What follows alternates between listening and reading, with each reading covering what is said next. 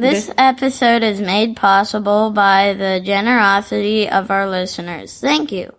Live from the Florida Shindig, it's the Creation Science for Kids show. Now we get to the nitty-gritty of what wisdom helped God create. Heaven, sky, underground water, and ocean. Then it's on to the scariest and most fascinating denizens of the deep, sharks.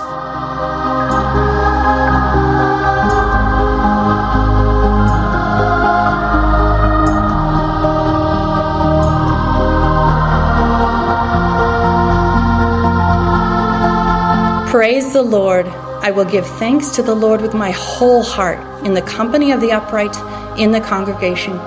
Great are the works of the Lord, studied by all who delight in them. Full of splendor and majesty is his work, and his righteousness endures forever. He has caused his wondrous works to be remembered. The Lord is gracious and merciful. Psalm 111, verses 1 through 4. This is episode 80 of the podcast where we learn about Jesus, our creator, and his amazing world. Hi, I'm Sherry Fields, your host, and I'm joined today by my co-host, Timothy. Hi. To follow along with what we're looking at, check out the show notes, creationscience4kids.com/compass or 080. And be sure to listen to the end for the punny science joke of the day. All right, so we're back in Proverbs 8, and we're at verses 27 through 29. Would you read those for us, please, Timothy? When he prepared the heavens, I was there. When he set a compass upon the face of the depths, when he established the clouds above, when he strengthened the fountains of the deep, when he gave to the sea his decree that the waters should not pass his commandment. Very good. Thank you, Timothy. Yeah, these verses, and do you remember who the I that was there? Do you remember what Proverbs 8 is talking about? I forgot. That's all right. So it's wisdom. And wisdom here in Proverbs is feminine, but we know what part of God is the clearest for showing wisdom. Who else do we think of? Do you know which part of the Trinity? No. Jesus. So these verses are some of my all-time favorites anywhere. So Jesus was there when God prepared the heavens. So what are the heavens? The sky. Mm-hmm. And what else? So you think about it. You've got a culture that's never been to outer space. They've never been higher than Mount Hermon would be the highest they'd ever gotten. So the sky, but they would also know that beyond where the birds were, there were things that were much further out. What do we call things that are in the much further out? Stars. Yeah, and even the sun and moon. So we call all of that. You need Stephen for this, don't you? Space. Outer space. Yeah. Stephen's my nerd. He's 8-year-old and he's getting to go to Cape Canaveral and he's been going spaceship randomly all day for 3 weeks now. Okay. And then God prepared the heavens with wisdom. So that's everything above us. And when he set a compass upon the face of the depth. All right. So one of the things I wanted to do with this podcast, it's been, I want to say 2.5 years since we did the Flat Earth podcast. And one of the things that's changed back then, I was hearing from skeptics that would say, oh, you silly creationist, you must think the earth is flat. And I'd be like, come on, we know better than that. We knew that way back when. Now there's somebody goes to our church who's wanting to say the earth is flat. Things have changed real fast. That you've got a lot of believers who, because they distrust science, have decided that even NASA has been lying to us about the shape of the earth. By the way, I was wanting to ask a pilot, is like, okay, what would you say to somebody? Because I would love to hear his answer. But I was also thinking, have you ever seen a picture of the edge of the earth or heard of anyone? Poor Bob. He fell off the edge of the earth last week and we're having a memorial service for him. I've never heard a flat earther who talks like that. So that's something, when it talks about a compass, have you ever used a compass, Timothy? Yeah. Yeah? What would you do with it? I saw which way was north. Yeah, that is a compass. That is not the kind of compass this is talking about. You have also used the other kind, not too often, but you use it in your math book. I do? Yes. It's got a pencil at one end, and it's got a point on the other, and you draw. Oh, the circle. Yes, that is the kind of compass talked about here. So the idea is that the face of the depth is circular. Now, flat earth people will say, well, that just means the earth is shaped like a plate. But when you take a picture of Earth from outer space, you've seen those pictures. My favorite is where the moon is between the camera and Earth, and you see how dark the moon is, like a tar road. But what shape is it on the picture? Round, a sphere. Well, you can't see that on a picture because the picture's flat. It's a circle. A circle. That's all it's talking about. I know I mentioned this in the other podcast. There is no Hebrew word for a ball, for a sphere. So when it talks about a circle, that you can't tell whether it's 2-dimensional or 3. But if you have a circle that's 3-dimensional, like you take a square and you make it 3-dimensional, you get a building block. If you take a circle and you make it 3-dimensional, you get a ball. So the face of the depth, when God first created the world, and if you had looked at it, what color would it have been? Would it have been all brown and green? Blue. Blue, because it was covered with water. So, and of course the depth, I should have mentioned that, Timothy, sorry. That is the ocean. And then God also established what? He established the clouds. The clouds above. What day does that sound like when he established? There was the ocean below, and then there were clouds above. Day 2. Day 2. Okay, now here's what I love. So there's a couple ideas on how the flood moved things around. The most common one is plate tectonics, where we know earthquakes are caused by things moving back and forth against each other. But you also, like on our map, you can see between Eastern North America and Europe and Africa how it curves, and both sides follow the same curve. It's really cool. So we want to figure that out, and there are the two ideas. So plate tectonics is one of them, and that's where you have to have huge sheets of the crust of the rock diving under others and turning into lava. There's another guy, Dr. Walt Brown, and I know I've mentioned him on the podcast a couple of times, but he's worth checking out.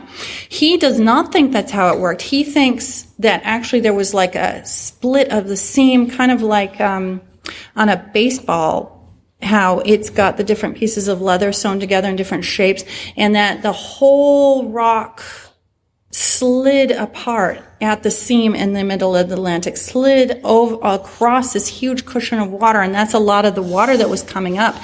He has this crazy idea that on day 2, God formed the crust of the earth, and that instead of forming the clouds, and that the word there actually means crust of the earth. I think that's kind of bizarre, but I've never had trouble with his whole overall concept, because I know passages like Proverbs 8, where it talks about the fountains of the deep.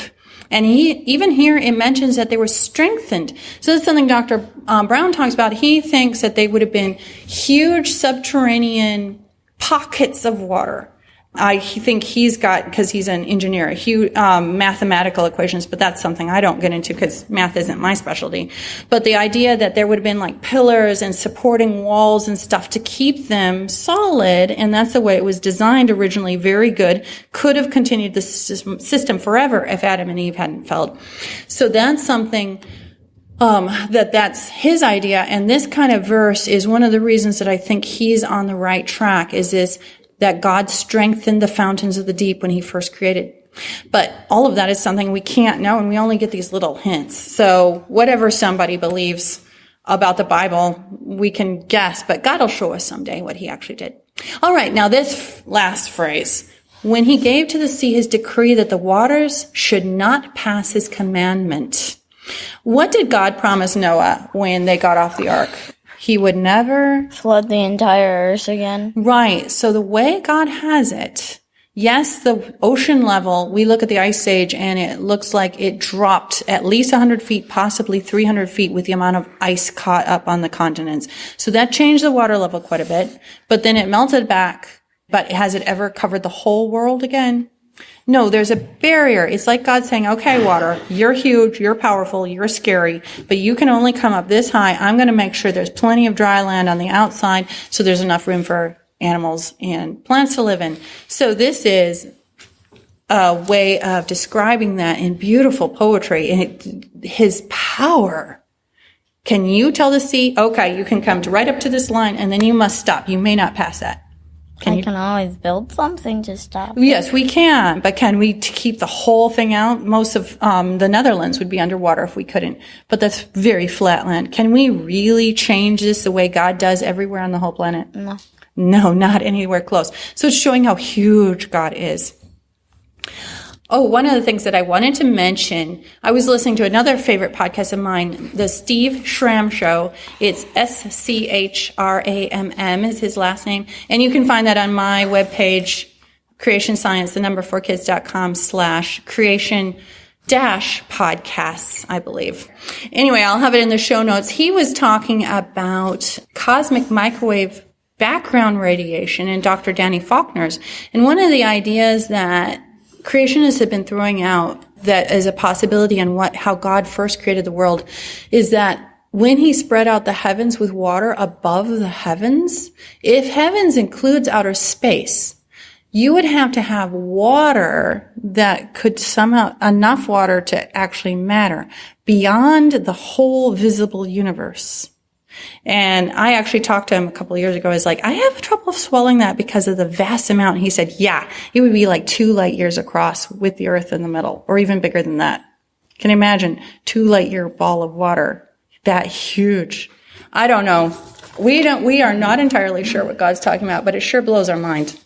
So all these things that wisdom is talking about, they aren't things that we can do. We can barely even imagine them.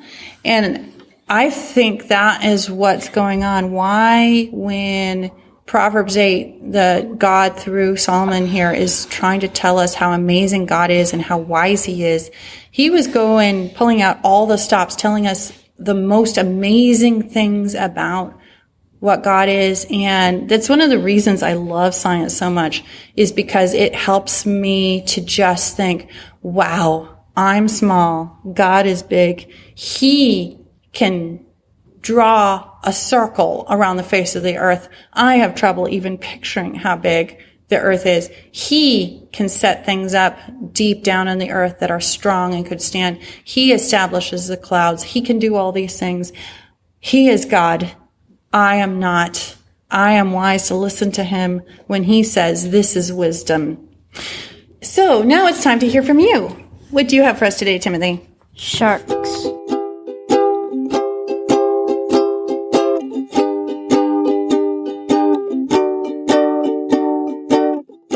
Sharks look kind of like a torpedo fish, but they're not fish because their skin is rough, kind of like sandpaper, and they don't have any scales. They don't have real bones. They have cartilage skeleton. Okay. So what's your skeleton like? Do you have a cartilage skeleton? No. I would flop around. Now, you do have some cartilage. Because actually, this is something I didn't think of when we were planning this. Babies, when they're growing inside their mom, do start out with cartilage. And then it gets calcified around the cartilage. Did you know that? So we start out that way. That would be one of the things they would use to try to say we were fish once upon a time and we're going through the evolution. But even today, you still have cartilage. Where can people feel their cartilage so they know what it would feel like to have? Their nose and their ears. Right. Your whole ear is still cartilage, which is, so it's it's tough and it's got the same shape, but it doesn't have the hard calcium in it. Right. Most sharks have a dorsal fin that looks like a rectangle. Triangle that kind of looks like a pyramid. Mm-hmm. Where? On the top of their back. Yeah, on their back. Yeah, so when you're playing swimming and you want to scare your friends, just get a shark suit. Or all you need is that fin sticking out of the water, like the great white. Yeah, I used to do that with my hands. Never scared anybody, but it was fun. Sharks are very different from each other. For example, The biggest shark still alive is the whale shark. There's also a deep sea shark, and there are sharks that can walk on their fins. Now, are the whale sharks the biggest ones that have ever been? No, How do we know? because we found teeth that are that the biggest one is 7 inches, and it's about the size of your hand. Okay, and they just found it by the ocean? No, they found fossil teeth. Right. So what do they call that kind of shark that's extinct now? Megalodon. Do you remember what that means? Big tooth. Yeah, very practical name, scientists. All right, so what do we guess? Because we haven't actually found their whole body, so we have to do a lot of guessing. But if they are shaped, because their teeth look kind of like which one that's alive today? The great white shark. Right, so if you had a great white that had the same size tooth, how long would it be? Over 40 feet. Which is? Which is 12 meters long. Yeah. Okay, so that's a pretty cool shark, but we can't see it. What's one that's really cool that we can see? The whale shark. It's giant. Like how big? The length of a school bus. Which is? Which is 32 feet or 8 to 10 meters. Yeah, now this is one. We were looking this up in a National Geographic book, and it had a mistake. It was trying to tell us it was 8 to 10 feet. They had mixed up their meters and feet. It's like, wait a minute. Whale sharks are bigger than that. I've seen them swimming with. So we looked it up somewhere else, and it was a typo. All right. So where do they live? They live around the world in tropical places. Yep, anywhere that it's warm enough for them. And are they scary? Are they going to eat you for lunch? No, they Why? eat plankton and shrimp. Yeah, so when I was a girl, I liked to study about sea creatures, but I did not know till I was a grown-up what plankton was. So what kinds of things are plankton? Shrimp, baby animals, squid, jellyfish. Yeah, and there are also, I didn't write it down, but there's some plankton that are kinds of plants that they have photosynthesis. But they're all these tiny creatures making this sort of soupy stuff. And how does a giant shark eat something that's so small we need microscopes to see them properly? They suck the water in with filter or pads. Yeah. Do you remember? I read that to you. I thought it was so cool. Do you remember how that worked with their filter pads? They trap the plankton and other stuff. Right. So I was explaining to you that it's kind of like when I use a vacuum cleaner, I have to clean out the filter. You've got the big part that collects the big stuff, but then once a month you're supposed to clean out the air filter that catches all the dust. And it's kind of like that, where the water kind of flows alongside, and so that they're not likely to, the part that's sucking in doesn't get clogged up with the plankton, but they can still collect it and force the water back out. And the water, do they spit the water out their mouth? No, they force it through their gills. Their gills. And then they need their gills to not get clogged up. So they actually have, what will they do sometimes when stuff does get clogged? I didn't write it down, did I? They cough. But even Wikipedia, because this is where I found this depth of information, it called it extremely efficient how they got the water to flow past the filter pads without clogging up and still collecting the food. Even they have to admit it was really well designed. Who designed them? God. Yeah. Now, something else that was really cool about the whale sharks is we saw a picture of their teeth. Do you remember what it looked like? They were in all these rows, like 15 rows, and you've got like 400 teeth all around. There's small teeth it's almost like looking at a close-up of the pokey side of Velcro. But they don't use it for anything that we know of. So, of course, what do the evolutionists say about those teeth? Do you know what they call things that aren't used anymore, but they assume used to be useful? I don't know. Vestigial. Now, none of us know what they're used for. But my guess is if we study whale sharks long enough and we're smart enough to say, wait a minute, it probably has a good reason, I bet God would help us see why he gave whale sharks teeth, because he didn't just make a mistake and say, well, I did all the other sharks with teeth. I'll give them teeth too, even though they'll just waste a lot of resources. And It is possible that they used to be useful for something when they were new, but not likely considering his teeth. What would they do with it? So I bet someday we will know what those teeth are for, but we don't yet. But that's the kind of thing. Evolutionists and creationists make predictions about what we will find in the future. Creation tends to say, we will find it's useful and good and was well designed. Evolutionists have to say, well, it probably isn't useful anymore and it was probably poorly designed. And guess who usually is right when we find something new out? The creationists. We sure are. We are constantly finding out how well designed everything is. Okay, now what about that deep sea one? The frilled shark. Mm-hmm. What's it look like? Does it look like a whale, great white shark? No, it kind of looks like an eel. Uh-huh.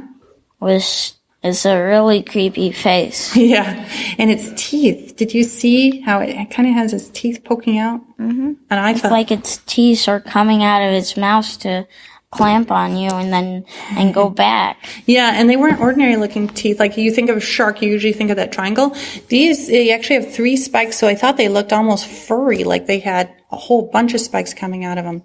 What do evolutionists say about how long these sharks have been around?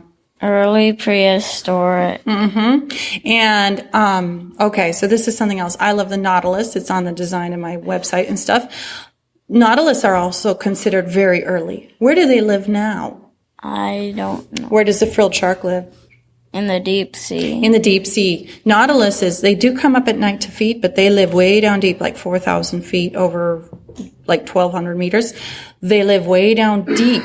So when the evolutionists are saying early prehistoric, we flood geologist people, we hear deep. And they still live deep, so of course we're going to find them in deeper rocks. Doesn't that make sense? Yes. All right, now for the last shark. It's called the... Epaulette shark. Yeah, does it have fancy pads on its shoulders? No. Why did they name it the epaulette?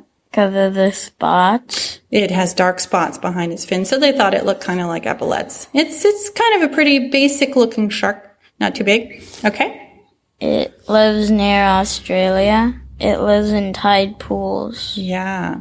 So what does it have cool? Because it's not swimming out in the ocean, open ocean like a great white. What's different about the way God designed it? It likes to push itself with its fins on the bottom of the ocean. Mm-hmm. Yeah, I saw that even if it could swim, if it's got deep enough water to swim in, it still likes to push along the bottom. And how does it move? Does it walk like us? No. It's kind of like a snake, but walking. Mm-hmm. Yeah, I saw one that compared it to how a salamander twists its whole body left and right. And then its fins. They're extra flexible. Mm-hmm. So? It can push off better. Mm-hmm. It can walk on land and get into the nether pool. Right. So there'd be another reason God gave it those cool fins. All right. Now, there's a problem with tide pools. What happens to it when these sharks are nocturnal? And what can happen to tide pools when the sun isn't stirring the water? It can get low oxygen. Mm-hmm. So why doesn't the epaulette shark die each night? It can shut down parts of its body to survive without oxygen. Yeah. Yeah, I read scientists, they wanted to find out just how long it could survive. So they managed to get some water with 0 oxygen in it, and they stuck the poor epaulette shark in there and watched to see how long it lived. 1 hour. And it lived for an hour. It's like, poor shark. But it's kind of hard to study otherwise. So, what do you think about sharks? They're cool and scary. Are you glad God made them? Yeah. Yeah. This is one of the things, now I'll add that all the things that clean up, whether they're vultures or bacteria or, we need things to clean up the dead and the dying things in our world badly. Otherwise, there would be a huge extra amount of sickness. And so we need sharks to help take care of the sick things, to clean up the messes. And they're very important for the environment and the ecosystem. Did God know that? Yes. Yeah. Thank you, Timothy.